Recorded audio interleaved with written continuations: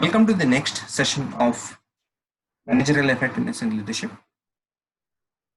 And in today's session, we are going to discuss the extension of the leadership theory. We've already discussed in few of the earlier sessions about leadership theory. We've studied about the great man theory, the trait theory, the behavioral theory, the situational theory. Now, what we are going to see today is something with respect to charismatic leadership theory. What is this makes mention here is followers make attribution of heroic or extraordinary leadership abilities when they observe certain behaviors. Now the followers are constantly watching their leaders and they are following their leaders. Now if they happen to see here heroic or extraordinary leadership attributes and they would want to follow. Now what is this extraordinary ability is obviously what the charismatic leaders have. They have a vision, they are willing to take personal risks to achieve vision, they are sensitive to follower needs and exhibit behaviors that are out of the audience. Let's get into the detail. The key characteristics of charismatic leader are, first one is vision and articulation. First, you need to have a vision as a leader and what is that you would want to achieve over a period of time. But simultaneously, this vision has to be also articulated. Now, if you don't articulate that and if you don't reach your subordinate, you don't reach your team and you don't reach individuals who are working for that particular goal to be achieved, it doesn't make sense. So one side is you have to have the vision. Simultaneously, you also need to have a articulation of that particular vision to the entire team and you have to work as a team. Second one is personal risk. Now, the personal risk is obviously the risk which is involved. Here, the leader is supposed to take. There have been multiple times the leader has come forward and he said that it is my way of looking at the vision and I would want to sacrifice anything and whatever cost is incurred, whatever risk is going to take, I'm going to take the risk. That is how the risk is been involved. Third one is environmental stability and sensitivity, able to make realistic assessment of the environmental constraints and resources needed to bring about the change. Now, what happens in this case? Now, what happens here is as a leader, he would have a lot of constraint in terms of resources and he has to bring about those changes in a very quick span of time. Let us take an example of this movie by name Mission Mangal. Now, what happened in this movie is they had a lot of constraints, be it with resources, be it with the cost, and the risk what they were taking was they were building up where the satellite was supposed to go to the Mars and extract a lot of information. Now, when you think of getting onto the Mars, the cost involved, the resources involved, the people who are involved there was here. There was a lot of limitation. But looking into the environmental sensitivity, they made sure that how can they cope up with these things, and they said that, oh look, we can do this. This would save this much of cost, and with this we are going to go ahead with this particular. So the leader should have a lot of sensitivity towards the environment also. Next one is sensitivity to the followers' needs. Now, perceptive of others' abilities and responsibility of their needs and feelings. As a leader, I should also know what is my team needs, and as my followers' basic needs are also to be taken care. And see, if I have to be as a good leader, I have to make sure that my followers or my teammates also move along with me, and whatever their basic needs are, I need to understand them and I need to cope up with them, and I need to make sure that I support them whenever they need me. Unconventional behavior engages in behaviors that are perceived as novel and counter to norms. Now, generally, unconventional behaviors are the behavior where the person is not expected to act. Supposedly, having a lunch with your subordinate is not expected. Well, but these kind of behaviors makes the other person to understand you very well, and your subordinate can probably, or your follower can probably look into you as a wonderful leader. So these are basic key characteristics of the charismatic leaders. Let's move on to something called as transactional and the transformational leadership. What is transactional leaders? We are anyways going to go through in detail. Transactional leaders are leaders who guide or motivate their followers in the direction of established goals by clarifying role and past requirements. And what is transformational leaders? Transformational leaders are leaders who provide the 4 I's: individualized consideration, inspirational motivation, idealized influence, and intellectual accumulation. Anyways, we are going to go into detail. So let us look into it. First one, transactional leader. Now, transactional leader is the leadership style where you use rewards and punishments to motivate your subordinates.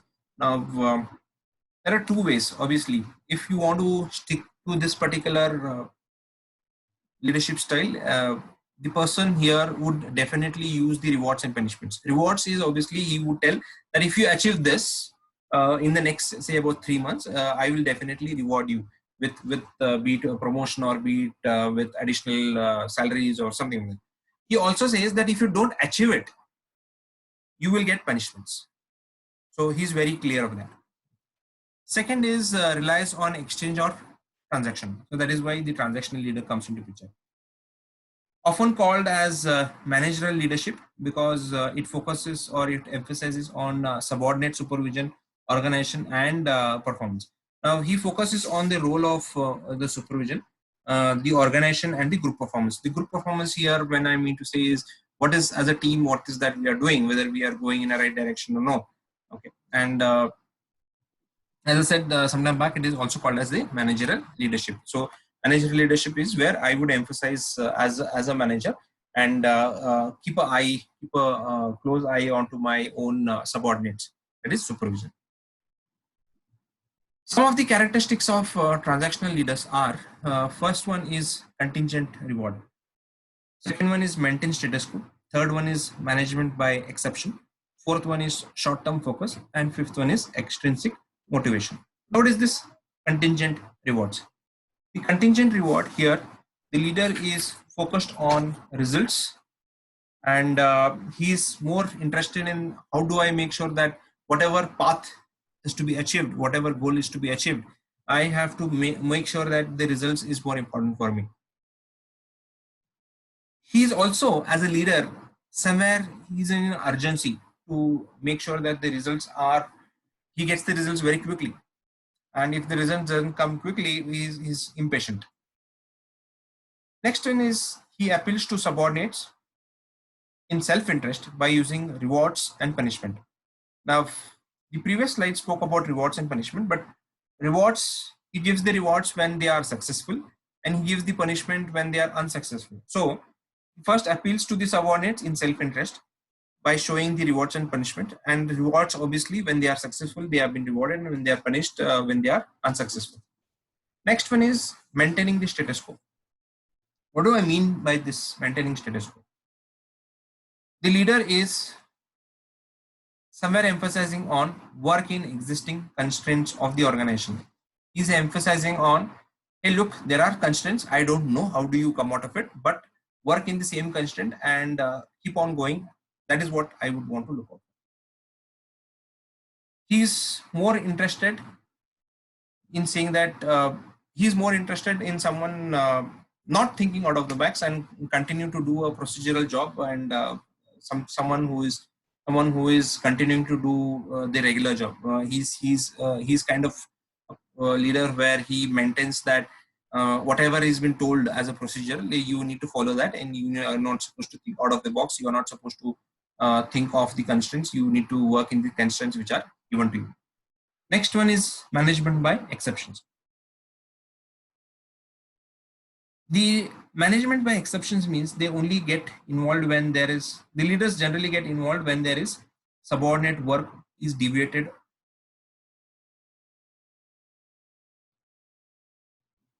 Supposedly, I allocate a particular task to my subordinate,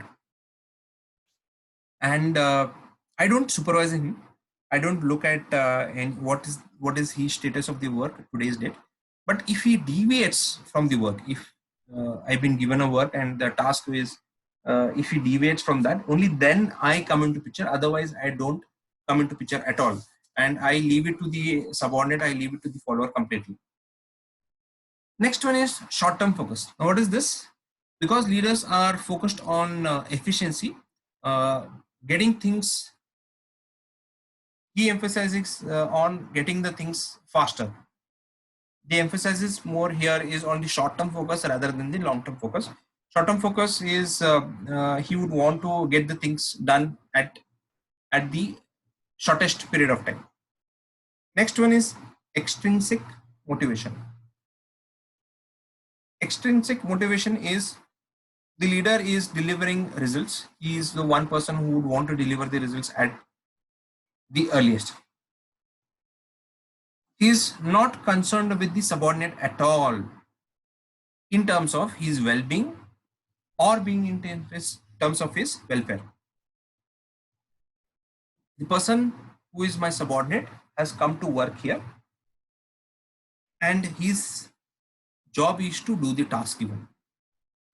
As a leader here, he emphasizes more on to their work, the task given, rather than what is his well-being or what is his welfare. Here he emphasizes in the extrinsic motivation, the leader emphasizes more on to the punishments and the rewards. He would want to make sure that either the employee who is associated with him or either a follower who is associated with them, he is motivated and he is associated with him, and he would show him the rewards and motivation. So this is with respect to the transactional leadership. Some of the advantages of transactional leadership are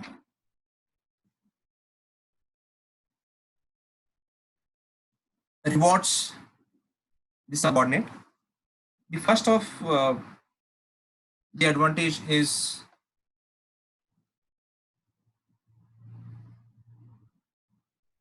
rewards the subordinates, and whenever there is a reward, the end result is known. If I am as a subordinate, I know that the rewards are in place for me if I perform very well. Second one, clear chain of command. Now, one of the advantages with the transactional leadership is the clear chain of command. Now, I am very clear of what is expected out of my employee, and the command given and the task to be completed. That is what it is looking at. The third one is achieve short-term goals. Now, what as a transactional leader is been emphasized here is the work to be done or the goal which is to be assigned to a particular employee or individual is to be done quickly and effectively. So short-term goals are being achieved very easily. Last one, rewards and punishments are very clear. Now, if I know if I perform well, there is a reward for me. If I don't perform well, my punishment is on my way. So these are the advantages of transactional. There are some disadvantages also. Now, disadvantages are rewarded only in extrinsic way. Now, subordinates are rewarded only when the extreme conditions come into picture. Second, creativity isn't encouraged. That is one of the drawbacks.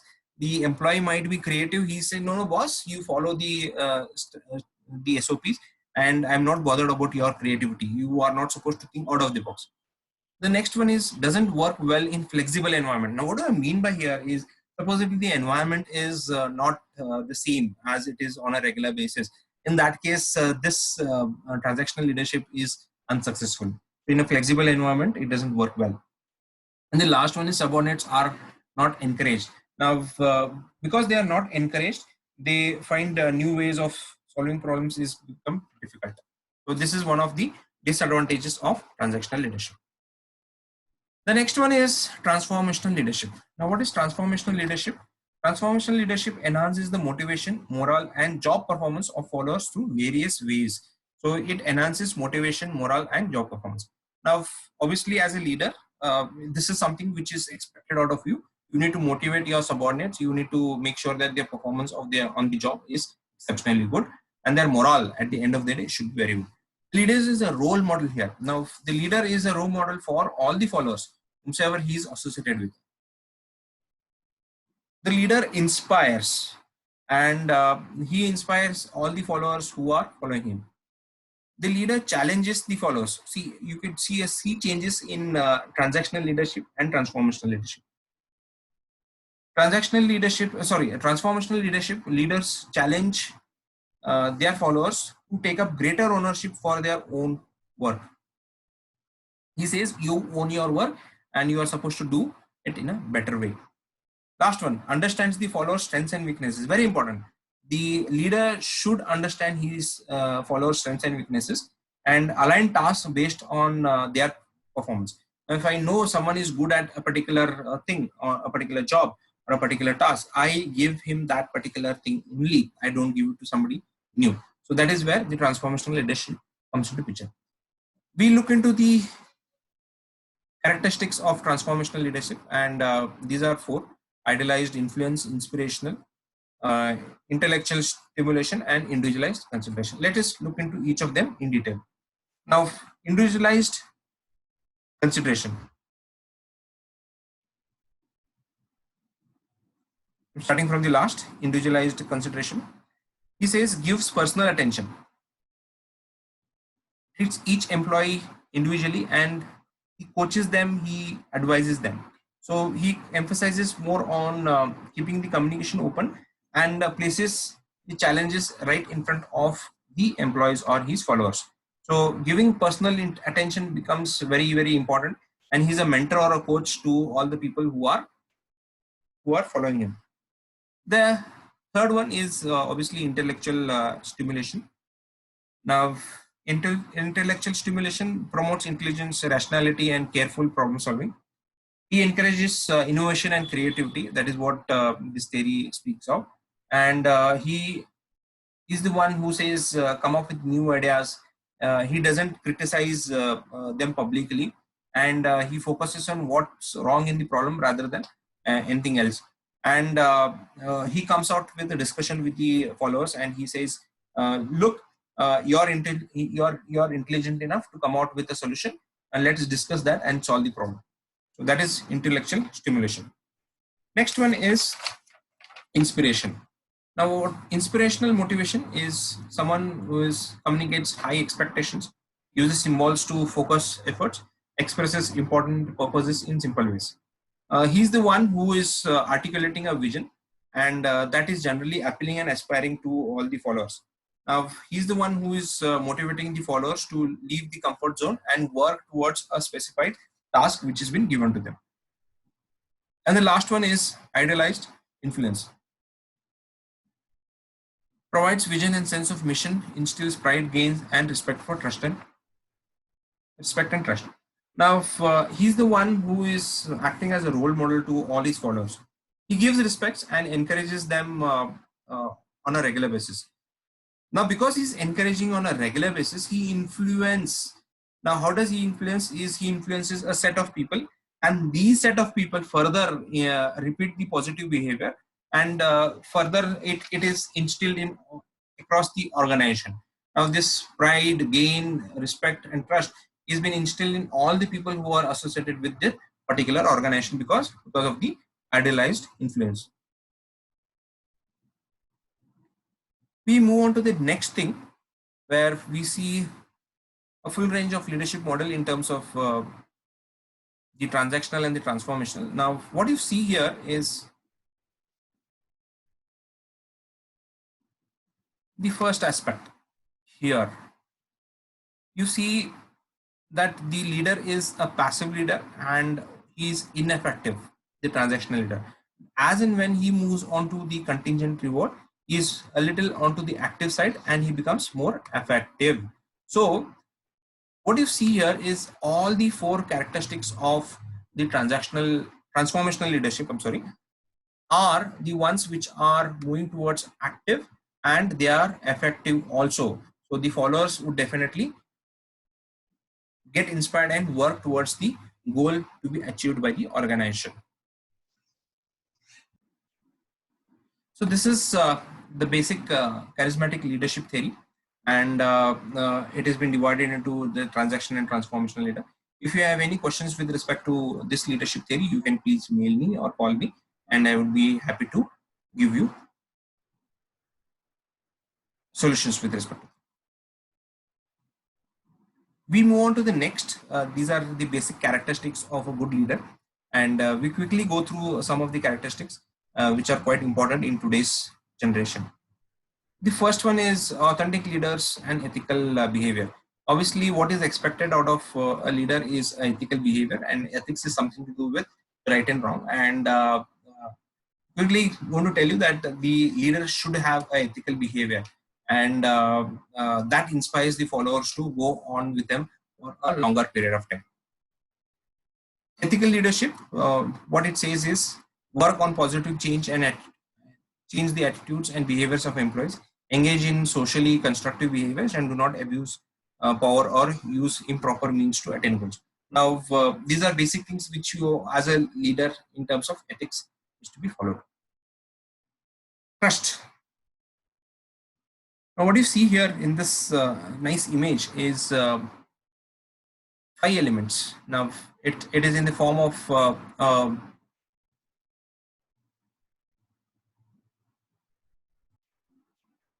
so the trust comes through integrity, and it is based on the competence, the consistency, loyalty, and openness of a leader. Now, there have been instances where the trust keeps on growing based on these 5 factors. The dimensions of trust, as I said sometime back, integrity, competency, consistency, loyalty, and openness. Now, integrity is obviously honesty and truthfulness to himself as well as to his followers. Competency is an individual's technical and interpersonal knowledge and skills. So he should, as a leader, should have a lot of competence himself, and make sure that he inherits these things in his followers too. Next one is consistency, an individual's reliability, predictability, and good judgment in handling situations. So as a leader, the leader should be consistent enough in his decisions. Not that for you it's something different, and for somebody else it is something different. No, he should be consistent enough by having a proper rules and regulation, and he should follow those things. So he should be reliable in all the decisions taken. Next one is loyalty. Obviously, loyalty is something which is important, and the willingness to protect and save face for another person. Last one is openness, reliance on the person to give you the full truth. So he should be open enough to give you. These are dimensions of trust, and the trust would build up a lot of things in the followers. Um, Contemporary leadership roles, providing, these are some of the contemporary issues which we are going to speak about in terms of leadership. And the first one is providing team leadership.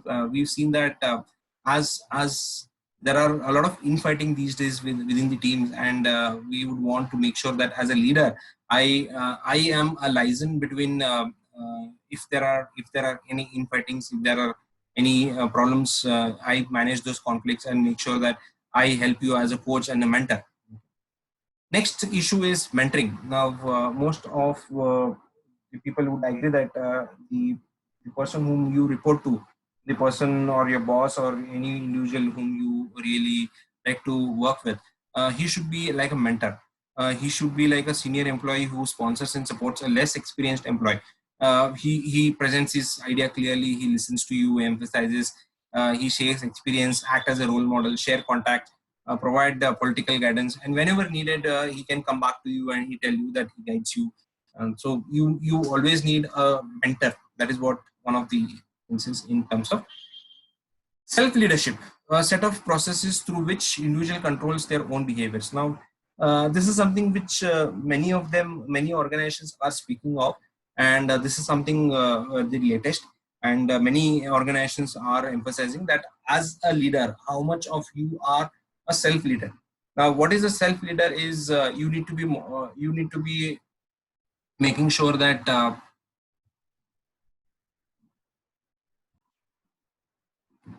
what is emphasized here is as a leader, how much am I positive? My behavior can emphasize a lot of people. And if I'm positive, I can bring in a lot of good things in the organization. So I have to encourage criticism. Now I have to criticize my own work, and only when I criticize my own work, I can probably move on. And I should also encourage for self rewards. Now self rewards is with respect to if I've been rewarded, I have to pat my own back as and when I achieve something. So these are some things with respect to self leadership. The next one is obviously online leadership, and a lot of companies are looking out for that, because the one whom you are reporting to, possibly he might be sitting at a further place or a far off place. So online leadership comes into picture, and the person, the subordinate or the employee or the follower who is sitting at various places, you have to guide him and help him and encourage him through online transactions. And though you are at a distance, you are building trust in him.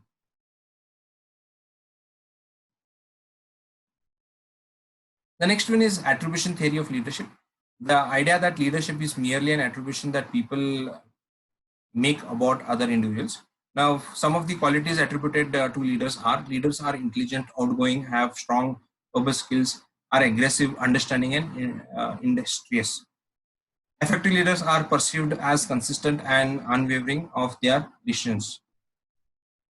Effective leaders are project the effective leaders project the appearance of being a leader.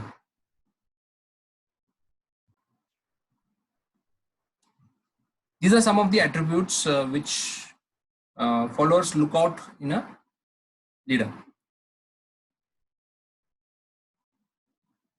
Now, finding and creating effective leaders is through a proper selection and through training. As we have seen in the leadership theories, the first leadership, that is the great man theory, spoke about is a leader born or made, and he says the leaders are born because these are some of the characteristics. As and when we have seen the different leadership theories, what we can conclude here is the leader can be made, and these leadership qualities of an individual can be trained, and you first need to recognize them and you need to train them. Obviously there is a lot of individuals who have leadership qualities. They would have probably taken part as a leader over a period of time in many of the organizations, or maybe in their schooling college days. Only thing is that we have to recognize them, and once we recognize them, we keep on training them and teach skills as one of the element is competencies. We keep on building their skills, and we make sure that the leaders become effective. And behavioral training is also been given so that their behavior also keeps on improving. So, what do we conclude is leadership is obviously can be trained in today's days, and leaders can be made. And today, a lot of organizations are emphasizing on building a lot of leadership at level 1, level 2, level 3. And what companies are, or what business organizations are emphasizing is building. Even if entrepreneurs are there, they are also looking out to build the second level and the third level of leadership, so that their organizations can sustain any pressure or competitive advantage can be brought in, and they can be more successful. With this, I would want to stop here, and if you have any questions or queries with respect to leadership theories, you can please do call me, or you can message me. With this, I would want to thank you for your patient listening. Thank you.